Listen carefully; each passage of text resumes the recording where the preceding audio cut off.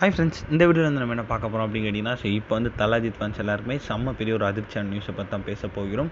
அதாவது நம்மளோட good bad ugly திரைப்படத்தோட ஓடிடி ரிலீஸ் எப்போ அப்படின்னு வந்து இப்போ வந்து அஃபீஷியலாக நியூஸ் கிடச்சிருக்குங்க. ஸோ அதை பற்றி அந்த வீடியோ நம்ம டீட்டெயிலாக பேச போகிறோம். ஸோ 2025ஆம் ஆண்டில் வந்து தமிழ் சினிமாவில் ஒரு மாபெரும் வெற்றி திரைப்படம் அப்படின்னா வந்து இப்போதைக்கு வந்து நம்மளோட குட் பேட் அக்லி அப்படின்னு சொல்லலாம். ஸோ இன்னி வரைக்கும் வந்து இப்போ வந்து நம்பர் 1 வசூலில் வந்து இருக்குது அப்படின்னு சொல்லலாம் இந்த வருஷத்தோட. ஸோ தமிழ் சினிமாவில் இந்த ஆண்டு பொறுத்த வரைக்கும் வந்து கண்டிப்பாக வந்து நம்மளோட குட் பேட் அக்லி தான் வின்னர் அப்படின்னு சொல்லலாம். ஸோ இந்த திரைப்படத்தில் வந்து அஜித் கூட சேர்ந்து ஒரு த்ரிஷா, சுனில், பிரசன்னா, அர்ஜுன் தாஸ் அப்படின்னு நிறைய பேர் வந்து இந்த திரைப்படத்தில் நடிச்சிருந்தாங்க. ஸோ மேலும் வந்து இந்த திரைப்படம் வந்து உலக அளவில் வந்து ரொம்ப பெருசாக பேசப்பட்டுச்சு அப்படின்னு சொல்லலாம்.